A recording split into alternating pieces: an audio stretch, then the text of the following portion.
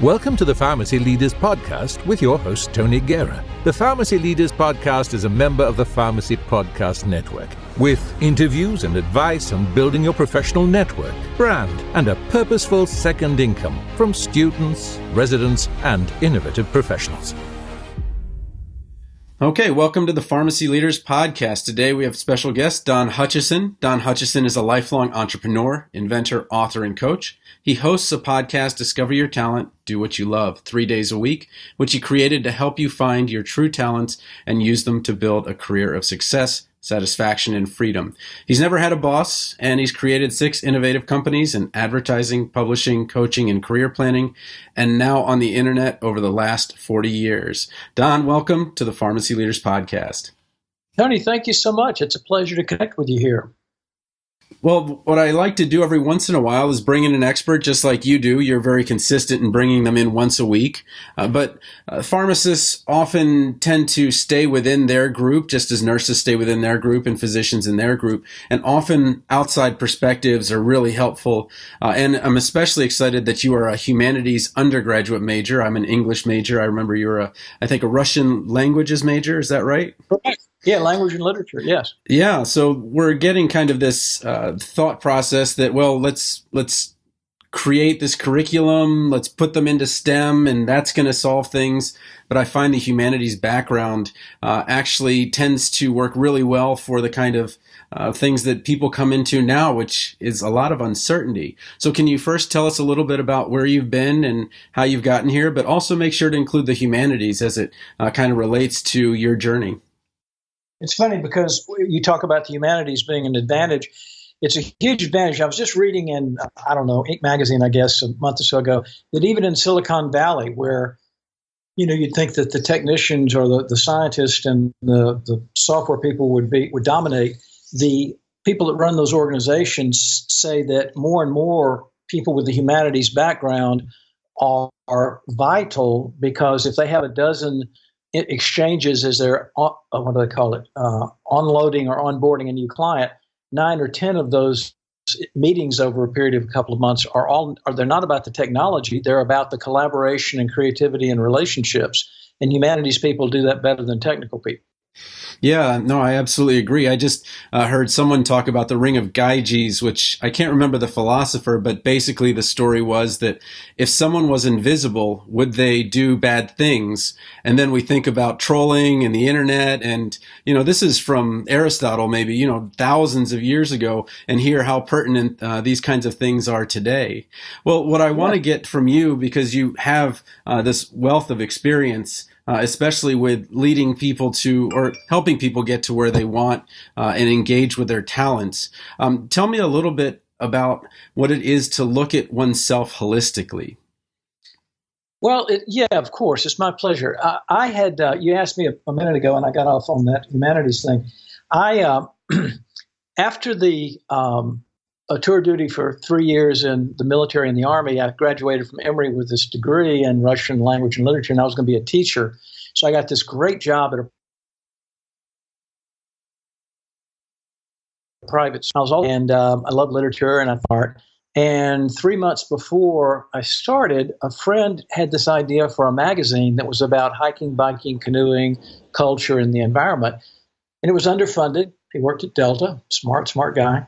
And I just thought about it and thought, no, I don't want to jump into the matrix right now. I just want to explore this. Can't tell you why I did it. And over the course of 7 years, this guy who majored in literature and wasn't interested in business learned everything there was to learn about business from the ground up, because I had to, not just about publishing, but about marketing and how it all works. And that led me into 8 years later, I sold my interest there, and it got me into the advertising business, which I was in for about 10 years. And that turned out to be very fruitful because I had some really brilliant partners. And then I got into this space that we're talking about right now, serendipitously, like a lot of things happen. One of our superstars at my firm, Hutcheson Schutsey, was talking to me at a cookout we were having about how she moved from a private school in Atlanta to Brown University and then to Hutcheson Schutsey. And I was I've always been curious about what makes people successful. And so I said, well, okay, so what did you do? Did you talk to a coach or a counselor? And she said, well, I went through this assessment that told me how I was hardwired. And I said, oh, like Myers-Briggs or like Strong or Campbell or Strength Finders. And she said, no, this was about how you're innately hardwired to communicate, problem solve, learn, make decisions, etc. And at that time, Tony, this was way back. This was in I was talking to her in 1988, so I'm really aging myself here. But this was a 7-hour assessment over 2 days. 7 hours? Oh my gosh. 7 hours, yeah. So your listeners are now clicking off this podcast, right? The podcast will be 25 minutes, but the assessment is 7 hours. Okay, so I found out how I was hardwired. You get this long feedback and report and everything, and it nailed every aspect of me that I didn't know before. And I'd been through all the other assessments and thought I knew my personality and my interest and values and all that. So this was 7 hours long. So tell me a little bit about it. Well, it was 7 hours. You didn't check boxes like you do on all the other assessments. You were given what are called work samples. Again, this was developed at GE when they were trying to find out who would make a good line worker, who would make a good marketing director, engineer, CEO, human resources person. So you got these almost like games, just looking at images or figuring out how you put something together or solve problems. And they're timed. There are 19 of them. And it was fascinating. It was totally fascinating. And so I did that and then came back a week later and found out things about myself that I didn't have any clue about. And I, like I said, I'd been a good student and I had a good career really moving along. But because of that experience, I ended up, about 18 months later, after 12 years in the ad business, selling a very successful company to a second largest ad conglomerate in the world. And with a brilliant psychologist, we created we got the rights to that assessment, and we created a program that helps people figure out not just their hardwiring and talents, but how they are overall as an intellectual, emotional, spiritual, physical, relational being, so that they can develop a strategy and plan or personal vision for their lives. And we did that for 11 years before we sold the company. And coincidentally, as I told you in the pre-interview chat, after that was in 2001, so now we're coming back in 2018, and we're introducing this modality that's been used on tens of thousands of people, and the assessment used on over 1 million people, and we're offering it to people around the world off of our podcast. So tell me a little bit about what it means to not be conscious about who you are. So you talk about this assessment, and tell me maybe a success story or what happens before and after someone takes this assessment. Yeah, that's a fine question. We look at ourselves in far too limited a perspective. So my partner back then had been a really great student at a private school in Atlanta, and he talked to the counselor, and he had good scores on all those tests that you take, which I think are fairly meaningless today. But regardless, back then they were really looked at. And because he had good test scores and had good grades, he went off to Princeton, because who can turn down Princeton? And yeah, that would be tough. Well, exactly. But he finds out when we got together, 25 years later, that he didn't study some things at Princeton that he could have studied because he didn't think he had the innate abilities or aptitudes for it. And he finds out 25 years later that he had all of those in the 95th percentile. So he wanted to study higher math and some other things, and he was just intimidated by it.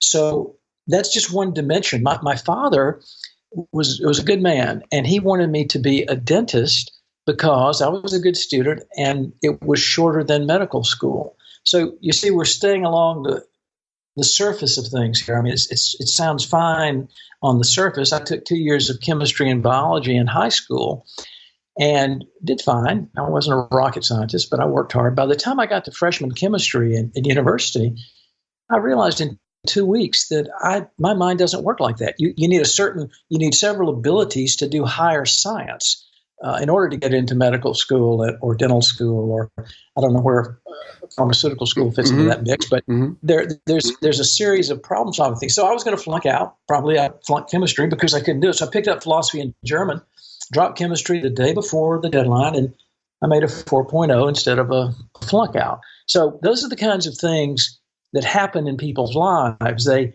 get into the matrix and they're so short-term focused and outer directed and wealth, power, and status oriented, or like so many people we know, that they don't say, well, who am I?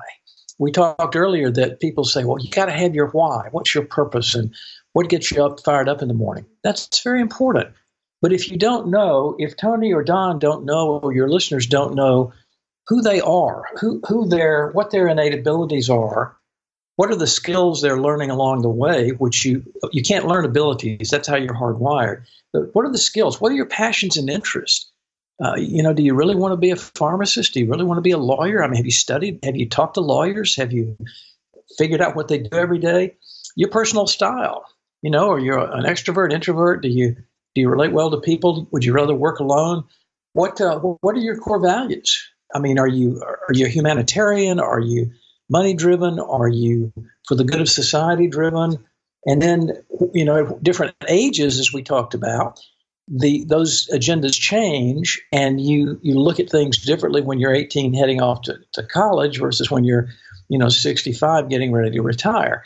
And we don't give ourselves credit for being so multifaceted, and we just as we wrote in one of our books, The Lemon Conspiracy, we just get caught in the outer directed, short-term focused approach.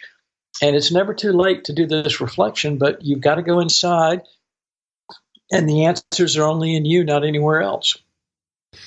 Well, I guess where I'm trying to go with this is, so let's say that a pharmacist gets up for work tomorrow. They listen to your podcast. On your podcast, you always ask, are you doing work you love? All of your guests say yes. And then they tell you how they are now doing work they love, but they weren't always. So let's say pharmacist gets up tomorrow and says, are you doing work you love? And he's like, no, I'm not. Now what? Right. Now what did they do? Oh, okay. It's a great question. We've had 620 interviews. It's a great question.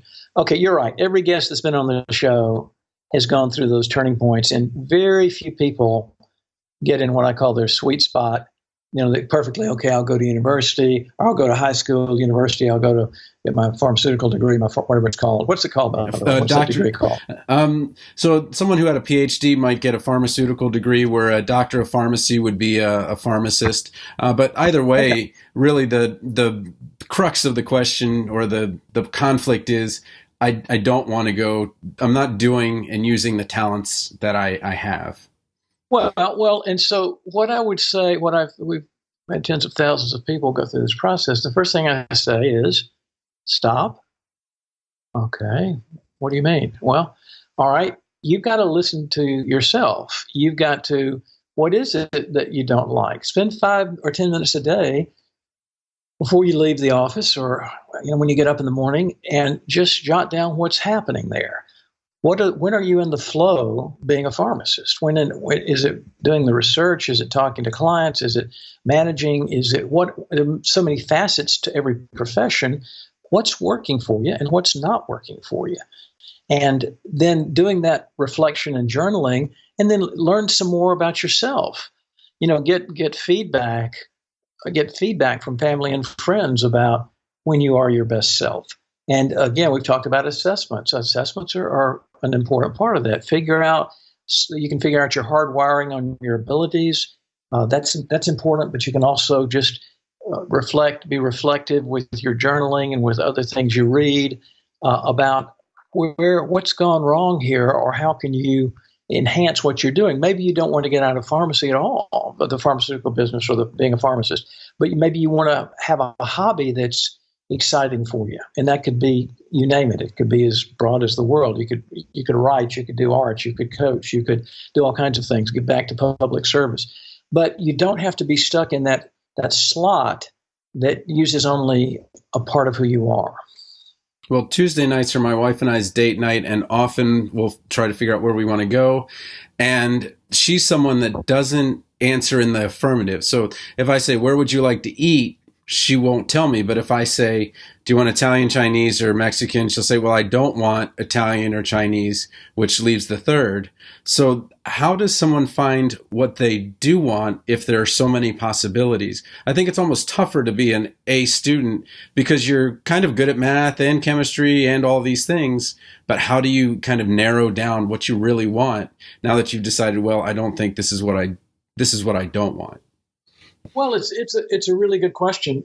We wrote a book about that called "Don't Waste Your Talent," and we take people through that. Or it's a really good primer on that. There's another great classic that's been around even longer, much longer, called "What Color Is Your Parachute?" by Richard Bowles, who just passed away at 90 this year. And I would dig in it because the question is so complex.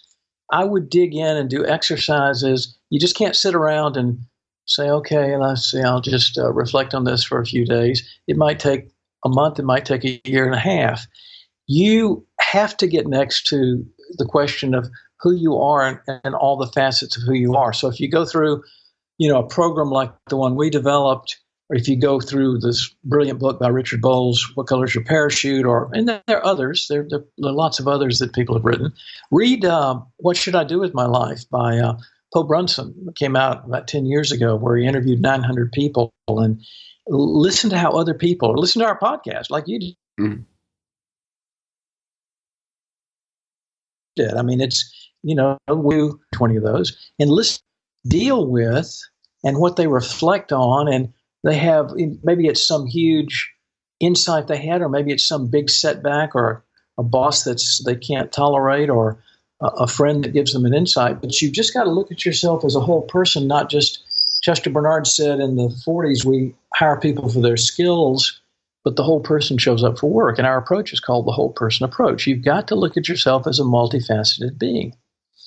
Well, let's maybe talk about some of these facets. Can we maybe break it out into values, personal style, influences, and goals?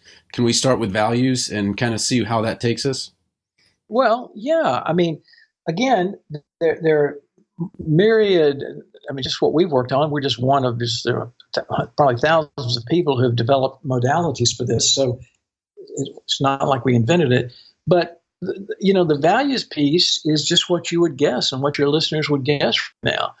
I mean, I had a big ad agency, and but we worked with companies that were in sync with what we cared about. We had KinderCare and Sylvan Learning Centers and a temporary help company and a bank. And if somebody had come along and said, hey, we've got this $15 million cigarette account, do you want to work with us? I would have said, gosh, that's a big account. We can make a lot of money. No, thank you. I watched my parents destroy their health smoking cigarettes until they hit 50 and finally woke up. No, I mean, I'm not. Or today, it'd be working with GMOs or genetically modified organisms that, sure, which are destroying our arable lands and our health. No, I'm not going to work with the agrochemical cartel, for example. So, no, I wouldn't work with you.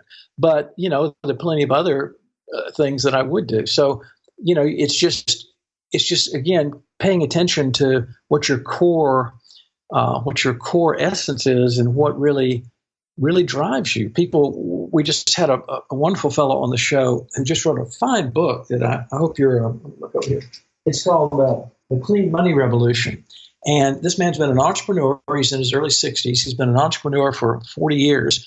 And he and the people that he has worked with, he invested in companies. They only invest in companies that make the world a better place. If somebody came to them, like I said, with a new cigarette or some new company that was based on the big oil business, which is going down fast, he'd say, no, we're not in. We want sustainable energy. We want healthy foods. So that's what he's done. And he talks about it in this great book, The Clean Money Revolution. And so he early on figured out that his dad was a brilliant businessman, and he was in a certain industry that was a really good industry. But as a young man, he realized that it was just making money and doing something that wasn't sustainable from his perspective. So he made this radical decision to go in another direction. And he didn't inherit this empire and do what he, make all this money, but doing something that it was an honorable business, don't misunderstand, but it wasn't anything that drove his core values. So he didn't do it, and it changed everything.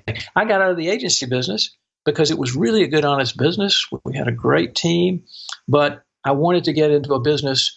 I mean, selling more products and services with creativity and good marketing was a really good thing to do, to use some of your talents, but it wasn't as powerful as getting into an enterprise that helped people find out who they are so they can build a life of success, satisfaction, and freedom, which is what I ended up doing. Well, Does that make sense? Yeah. Well, tell me a little bit about personal style. We keep hearing branding as something that people should do, but I feel like that's kind of amorphous. Can you maybe speak to personal style or branding and how that kind of comes from when somebody really understands what they're hardwired to do? Well, yeah, branding, it's part of that's the hardwiring, but the other, I mean, everybody that's listening to this call has heard about, personality assessments like the Myers-Briggs. And that's been around for a long, long time and is very effective. They've also heard about this concept that Daniel Goleman introduced in 1995 called emotional intelligence. And it turns out that while your innate hardwiring and abilities are vital for you understanding how you engage the world and problem solve and learn best, your personal style is also vital because that's how you engage humanity. So the emotional intelligence side, as you know, is how you understand yourself and are you reflective? And a lot of people aren't. They're smart, they're good people, but they really don't know from moment to moment how they're feeling. I know that sounds crazy, but it's true. They're pretty unconscious, even though they might be good-hearted people. They're thinking and problem solving and learning and engaging the world and everything, but they're not in the flow. So you can find that out. The emotional intelligence side is another side of that, where you do understand more about how you come across to people, and are you in fact engaging them and in the moment and looking in their eyes and taking in what they're saying, or are you trying to see where the conversation is going and figure out what you can say next based on where you think they're going? That's not being present. That's it's a problem solving ability, and it's it works on some level, but you're not going to have any heart connection with your clients or your family or your friends if you're always in that analytical mode. No, that makes a lot of sense. Well, we've talked a little bit about the internal. Maybe we can talk about a little bit about the external influences that we have. I'm certainly influenced by my family, my parents, first generation college students. So there were certain expectations of me with college and how things are. And maybe they were true back in the early 70s, 80s, but things have really changed. So that kind of get a professional degree, get satisfaction from your life seems to have crumbled a little bit in terms of satisfaction, especially in the gig economy in this generation. Can we talk a little bit about external influences and how malleable is that? Can we work with those external influences? Do we avoid them, embrace them? How does that work? Well, I love that. I love that question, because one of the six I told you we just wrote a webinar to introduce this talent team we got, and one of the six reasons people get stuck in their career, that from our experience over several decades, is we have too much advice from well-meaning people. And again, it's like my father suggesting I be a dentist. Well, if that advice that people give you, whether it's a best friend or a coach or somebody in the company, that's good stuff. That's good feedback. It tells you how they respond to you and how they relate, and maybe you can show some weak areas that you can improve or some strengths that you were hidden that you didn't know about. But again, at the end of the day, only you, when you wake up in the morning and think about how you're going to engage the day, or go to sleep at night thinking, let's see, how did it go today? Only you know you. It's so obvious and like a cliche, but most people don't know themselves very well. And so, like Peter Drucker said about talents in a 1990 Harvard Business Review article, most people think they know what they're good at. They're usually wrong. And furthermore, it was a great article called Managing Oneself. Yeah. And then he went on to say, Drucker was the father of modern management, a genius guy. But he went on to say, moreover, they're not even good at knowing what they're not good at.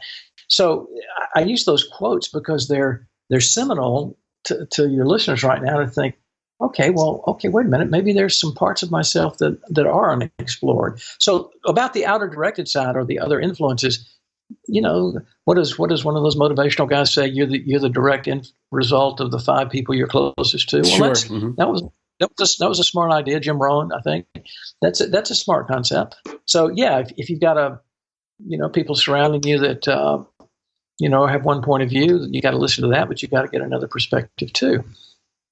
Well, what about goals? So we're into the new year. Some people have already broken their resolutions. I've heard many fewer people make them in the first place. So what is maybe a concrete first step towards getting these pieces into a goal that would have a lasting change? Yeah, there's I was just looking here. I post things on this bulletin board in front of me. I'm sure most of your listeners have heard about this. I don't see it in front of me now right now. Yeah, there's a protocol that's been around for decades that, you've got to have your goals be, you have to be reflective. They have to be achievable. They have to be measurable. There's an acronym. Yeah, for that. The SMART goal. Yeah. Exactly. So yeah, I mean, I think those kinds of tools are really important, so that you are reflective and you use your own self-awareness and discipline to chisel down to goals that are meaningful and aren't just pipe dreams. So I think using those kinds of modalities is real smart. Okay. Well, Don, is there anything else you want to talk about that I haven't touched on? Well, let's see here. I think that on balance, if I had to sum it up, I would say that the more your listeners can look at themselves holistically, the more, I say to anybody, I don't care what age you are literally, I think we're here to use the best of who we are and to make a difference on the planet. And I think that anybody is capable of that. And as we know from the Gallup statistics, 86% of people around the world don't use their talents, and almost 70% of people in this country don't use their talents, according to Gallup's latest 2017 American Workplace Study. This is hard empirical data. So I'd say to your listeners, whether you're in bliss doing the work you're doing now, whether you don't like it a lot or hate it, you can get what you want if you'll deploy some of these principles that have been around for really thousands of years and are put into modalities like we have done and other smart people have done. It's not just our point of view. There are other modalities, but reach out to those modalities, whether it's books or, lectures or courses. Podcasts. Podcasts are great. That's what our whole show, that's why we did the show around this, because that was my background. And yeah, exactly. And what you're doing right here for your profession is highly needed. It's not just how do you market your pharmacy or your practice or your profession, but how do you get the most out of who you are? I like what Raymond Carver said, supposedly wrote on his deathbed, the great writer. I've gotten what I set out to get in my life. Can you say the same? I've done what I was put here to do. Can you say the same? And that's what I'd say. You don't have to settle. It's, Regrets of Dying by the palliative nurse Bonnie Ware. And one of the first one is, I wish I had reached out to that hobby, or I wish I had the guts to do something different in my life that I could have done had I known that there were processes to help me do that. Well, I was just reading Gretchen Rubin, and she came out with this book, 4 Tendencies, and one of these tendencies is to be an obliger.